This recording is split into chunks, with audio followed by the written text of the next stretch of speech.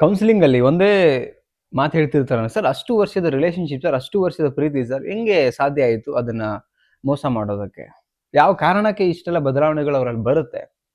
Okay, ಇಲ್ಲಿ ಕಾರಣಗಳನ್ನು ಕೊಡ್ತೀನಿ, ಜಸ್ಟ್ 5 ಕಾರಣಗಳನ್ನು ಕೊಡ್ತೀನಿ. ವಿಡಿಯೋ ಕೊನೆ ತನಕ ನೋಡಿ, ಸ್ಕಿಪ್ ಮಾಡಬೇಡಿ. It's a very important, because ನಿಮ್ಮ ರಿಲೇಶನ್ಶಿಪ್ಪಲ್ಲೂ ಮುಂದೊಂದು ದಿನ ಹಿಂಗೆ ಆಗ್ಬೋದು, ಆಗೋದು ಬೇಡ, ಬಟ್ ಹೇಳಲಿಕ್ಕೆ ಆಗೋದಿಲ್ಲ. ತಿಳ್ಕೊಂಡ್ರೆ ತುಂಬ ಒಳ್ಳೆಯದು. ಅದಕ್ಕಿಂತ ಮುಂಚೆ ಸಬ್ಸ್ಕ್ರೈಬ್ ಮಾಡಿ, ಸಪೋರ್ಟ್ ಮಾಡಿ. ಆ್ಯಂಡ್ ಕೌನ್ಸಿಲಿಂಗ್ ಬೇಕು, ನನ್ನ ಜೊತೆ ಮಾತಾಡಬೇಕು ಅಂತ ನಿಮಗೆ ಅನಿಸ್ತಾ ಇದ್ರೆ ಸ್ಕ್ರೀನ್ ಮೇಲೆ ನಂಬರ್ ಕೊಟ್ಟಿದ್ದೀನಿ, ಕಾಂಟ್ಯಾಕ್ಟ್ ಮಾಡಿ. ಬಟ್ ಚಾರ್ಜಸ್ ಇರುತ್ತೆ, ಫ್ರೀ ಇರಲ್ಲ.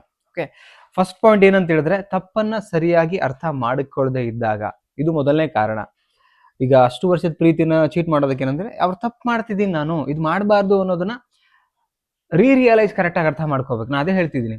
ಎಕ್ಸಾಂಪಲ್, ಯಾವುದೋ ಒಂದು, ಈಗ ಯಾವತ್ತು ಏನಂತ ಹೇಳಿದ್ರೆ, ಎಣ್ಣೆ ಹೊಡಿದೇ ಇರೋರು ಎಣ್ಣೆ ಹೊಡೆಯಕ್ಕೆ ಹೋಗ್ತಾ ಇದ್ದಾರೆ ಅಂದಾಗ ಅಲ್ಲಿ ರೀಕಾಲ್ ಮಾಡ್ಕೋಬೇಕು. ಇದನ್ನ ಮಾಡಿದ್ರೆ ಏನೇನು ಆಗತ್ತೆ ಮುಂದೆ, ರೀಕಾಲ್ ಮಾಡ್ಕೋಬೇಕು, ರಿಯಲೈಸ್ ಮಾಡ್ಕೊಳ್ಬೇಕು. ಆ ತಪ್ಪನ್ನು ಸರಿಯಾಗಿ ಅರ್ಥ ಮಾಡ್ಕೊಳ್ಳೋಕೆ ಶುರು ಮಾಡಬೇಕು. ಸಪೋಸ್ ಇದನ್ನ ಮಾಡಿದ್ರೆ ಏನಾಗುತ್ತೆ ನನ್ನ ಲೈಫಲ್ಲಿ, ಇದನ್ನ ಕರೆಕ್ಟಾಗಿ ಅರ್ಥ ಮಾಡ್ಕೊಂಡಾಗ, ಅನಾಲಿಸಿಸ್ 1 ಸೆಕೆಂಡ್ ಮಾಡಿದಾಗ, definitely I think so much ಏನಂತ ಹೇಳಿದ್ರೆ, ಈ ರಿಯಾಲಿಟಿ ಬಂದು ಮನುಷ್ಯ ಸರಿ ಹೋಗ್ಲಿಕ್ಕೆ ಪಾಸಿಬಿಲಿಟಿ ತುಂಬ ಇರುತ್ತೆ. ಓಕೆ, ಸೊ ಇದು ಮೊದಲನೇ ಒಂದು ಕಾರಣ ಆಗತ್ತೆ. ಯಾಕೆ ಅಂತ ಹೇಳಿದ್ರೆ, ಎಷ್ಟೋ ಜನ ಆ ತಪ್ಪನ್ನು ಸರಿಯಾಗಿ ಅರ್ಥ ಮಾಡ್ಕೊಳ್ಳದಿದ್ದಾಗ, ತಪ್ಪಾಗಿ ಅರ್ಥ ಮಾಡ್ಕೊಂಡಾಗ ಈ ಥರದ್ದು ಮೋಸ ಆಗುವಂಥ ಸಾಧ್ಯತೆಗಳು ತುಂಬ ಇರುತ್ತೆ. ಸೆಕೆಂಡ್ ಕಾರಣ ಏನಂತ ಹೇಳಿದ್ರೆ, ಅವರ ಬುದ್ಧಿಮಟ್ಟ ಬದಲಾವಣೆ ಮಾಡ್ಕೊಳ್ತಿರ್ತಾರೆ. ಅವ್ರ ಬುದ್ಧಿಮಟ್ಟ ಅಲ್ಲಿ ತನಕ ಚೆನ್ನಾಗೇ ಇತ್ತು, ಇನ್ಯಾರ್ದೋ ಮಾತು ಕೇಳಿಬಿಟ್ಟು, ಇನ್ಯಾರಿಗೋ ಇನ್ಫ್ಲುಯೆನ್ಸ್ ಅಂತ ಹೇಳಿದ್ರೆ, ಎಕ್ಸಾಂಪಲ್, ಬೆಟರ್ ದೆನ್ ನೋಡ್ಲಿಕ್ಕೆ ಸ್ವಲ್ಪ ಸ್ಟ್ರಕ್ಚರ್ ಚೆನ್ನಾಗಿರೋರು ಅಥವಾ ನೋಡೋಕೆ ಹ್ಯಾಂಡ್ಸಮ್ ಇರೋರು ನೋಡಿಕೊಂಡು ಅವರಿಂದ ಇನ್ಫ್ಲುಯೆನ್ಸ್ ಆಗಿ, ಸ್ವಲ್ಪ ಡೈವರ್ಟ್ ಆಗಿ, ಇಂಪ್ರೆಸ್ ಆಗಿ ಅವರೊಟ್ಟಿಗೆ ಹೆಜ್ಜೆ ಹಾಕ್ಲಿಕ್ಕೆ ಶುರು ಮಾಡಿದಾಗ ಅಲ್ಲೂ ಕೂಡ ಮೋಸ ಮಾಡುವಂಥ ಸಾಧ್ಯತೆ. ನೀವೆಷ್ಟೇ ಲಾಯಲ್, ನಿಯತ್, ಇಷ್ಟು ವರ್ಷದ ರಿಲೇಶನ್ಶಿಪ್ಪನ್ನು ಕೂಡ ಮರ್ತು ಬಿಡುವಂಥ ಸಾಧ್ಯತೆಗಳಿರುತ್ತೆ ಬುದ್ಧಿಮಟ್ಟ ಬದಲಾವಣೆಗಳು ಆದಾಗ. ಇದು ಎಷ್ಟೋ ರಿಲೇಶನ್ಶಿಪ್ ಅಲ್ಲಿ ಆಗಿದೆ ಆಕ್ಚುಲಿ. ಓಕೆ, ಸೊ ನಾನು ತುಂಬಾ ನೋಡಿದ್ದೀನಿ. ಆ್ಯಂಡ್ ಕೌನ್ಸಿಲಿಂಗ್ ಅಲ್ಲಂತೂ ಎವ್ರಿಡೇ ನಾನು ಕೇಳ್ತಾ ಇರ್ತೀನಿ. ಎವ್ರಿಡೇ ಕ್ಲೈಂಟ್ಸ್ ಕಾಲ್ ಮಾಡ್ತಾರೆ, ಅಪಾಯಿಂಟ್ಮೆಂಟ್ ತಗೊಳ್ತಾರೆ, ಮಾತಾಡ್ತಾರೆ. ಅಲ್ಲಿ ಅವ್ರದ್ದು ಕಥೆಗಳು ಕೇಳ್ತಾ ಇದ್ರೆ, ಇವತ್ತು ಮ್ಯಾಕ್ಸಿಮಮ್ ಏನು ನಡೀತಾ ಇದೆಯೋ ನಾನೇನು ಹೇಳ್ತಾ ಇದ್ದೀನಿ ಅದೇನೆ.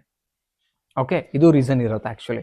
ನೆಕ್ಸ್ಟ್ ಪಾಯಿಂಟ್ ಏನಂತ ಹೇಳಿದ್ರೆ, ಥರ್ಡ್ ಪಾಯಿಂಟ್, ಹಣದಿಂದ ಬದಲಾವಣೆ. ಎಷ್ಟೋ ಜನ ಏನು ಮಾಡ್ತಾರೆ, ಒಂದು ಹಂತದವರೆಗೂ ಈ ಪಾರ್ಟ್ನರ್ ಒಟ್ಟಿಗೆ ಇರಬೇಕಾದ್ರೆ, ಅಂದ್ರೆ ವೈಫ್ ಅಥವಾ ಹಸ್ಬೆಂಡ್ ಅಥವಾ ಲಾಯಲ್ ಇರತಕ್ಕಂಥ ವ್ಯಕ್ತಿ, ಅಲ್ಲಿ ತನಕ ಹಣ ಇರಲ್ಲ. ಒಂದ್ ಹಂತಕ್ಕೆ ಅವರು ಸ್ಟ್ರಗಲ್ ಮಾಡ್ತಾರೆ, ಇವರು ಸ್ಟ್ರಗಲ್ ಮಾಡ್ತಾರೆ, ಕರೆಕ್ಟ್ ಇರುತ್ತೆ. ಮಿತಿಮೀರಿ ಹಣ ಬರೋಕ್ ಶುರು ಆಗುತ್ತೆ. ಸೊ ಲೈಕ್ ಅವ್ರು ಏನು ಇದ್ರು ಅದಕ್ಕಿಂತ ಬೆಟರ್ ದೆನ್ ಹಣ ಬರೋಕ್ ಶುರು ಆದಾಗ ಏನಾಗುತ್ತೆ, ಇವ್ರಿಗೊಂದು ಸ್ಟೇಬಲ್ ಸಿಗಕ್ ಶುರು ಆಗುತ್ತಲ್ಲ, ಇವ್ರನ್ನ ಕಡೆ ಕಾಣಿಸಕ್ ಶುರು ಮಾಡ್ತಾರೆ. ಯಾರು ಜೊತೆನಲ್ಲಿ ಸಾಥ್ ಕೊಟ್ಟಿದ್ರಲ್ಲ, ಹಣ ಬಂದಾಗ ನಾನು ಹೇಳ್ದಂಗೆ ಕೇಳ್ಕೊಂಡಿರ್ಬೇಕು, ನಾನು ದುಡಿತಾ ಇದ್ದೇನೆ, ಸಂಪಾದನೆ ನಂದು, ಹಾಕಿದ್ದನ್ನು ತಿನ್ಕೊಂಡು ಬಿದ್ದಿರ್ಬೇಕು, ನೀನೇನು ಕೇಳೋ ಹಾಗಿಲ್ಲ. ಓಕೆ, ಸೊ ಈ ಥರದ್ದು ಮಾತಾಡಕ್ಕೆ ಶುರು ಮಾಡ್ತಾರೆ. ಈ ಥರದ ಮೆಂಟಾಲಿಟಿ ಬದಲಾಗುತ್ತೆ ಬಿಕಾಸ್ ಆಫ್ ಮನಿ. ಬಟ್ ಬರಬಾರ್ದು. ಎಷ್ಟೋ ಜನರದ್ದು ಬದಲಾವಣೆಗಳಾಗೋದು ಹಣ ಬಂದ ಮೇಲೆ, ವರ್ತನೆಗಳ ಬದಲಾವಣೆ ಆಗೋದು. ಸೊ ಅವ್ರು ಇನ್ನೊಬ್ಬರು ಮತ್ತೊಬ್ಬರು ಲೈಫ್ನ ಎಂಜಾಯ್ಮೆಂಟ್ ಮಾಡೋದ್ರ ಕಡೆ ಮೂವ್ ಆನ್ ಆಗ್ತಾ ಹೋಗ್ತಾರೆ. ಸೊ ಇಲ್ಲಿ ಚಾನ್ಸಸ್ ಇರುತ್ತೆ ತುಂಬಾ ಫಾಲ್ ಆಗುವಂಥದ್ದು, ಲೈಕ್ ಚೀಟ್ ಮಾಡುವಂಥದ್ದು. ಓಕೆ, ಸೊ ನೆಕ್ಸ್ಟ್ ಏನು ಅಂತ ಹೇಳಿದ್ರೆ, ನಿಮ್ಮ ಮೇಲೆ ಬೋರಿಂಗ್ ಫೀಲ್ ಆಗಿರಲೂಬಹುದು. ಇದು ರೀಸನ್ ಇರುತ್ತೆ ಎಷ್ಟೋ ಜನಗಳಿಗೆ.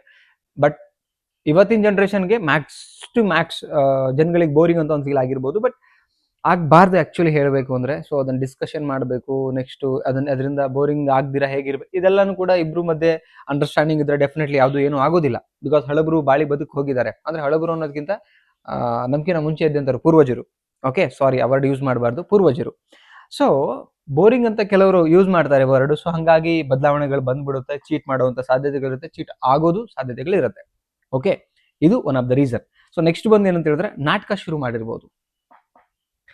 ಅಲ್ಲಿಂದ ಒಂದು ಲೆಕ್ಕ, ಅಷ್ಟು ವರ್ಷದಿಂದ ಒಂದು ಲೆಕ್ಕ ಆಯಿತು, ಇನ್ಮೇಲೆ ಒಂದು ಲೆಕ್ಕ, ಇವ್ರಿಗೆ ಹಿಂಗಿಡೋಣ, ಇವರು ನನ್ನ ಕಂಟ್ರೋಲ್ ಇರಬೇಕು, ಇವ್ರಿಗೆ ಬುದ್ಧಿ ಕಲಿಸ್ಬೇಕು ಅಂತ ನಾಟಕ ಶುರು ಮಾಡಿದಾಗ ಡೆಫಿನೆಟ್ಲಿ ನಿಮಗೆ ಮೋಸ ಮಾಡುವಂಥ ಎಲ್ಲ ಸಾಧ್ಯತೆಗಳು ಇರುತ್ತೆ. ಸ್ನೇಹಿತರೆ, ಇದಿಷ್ಟು ಕಾರಣಗಳಿರುತ್ತೆ ಅಷ್ಟು ವರ್ಷದ ಪ್ರೀತಿನ ಇಷ್ಟು ಬೇಗ ಮೋಸ ಮಾಡಲಿಕ್ಕೆ.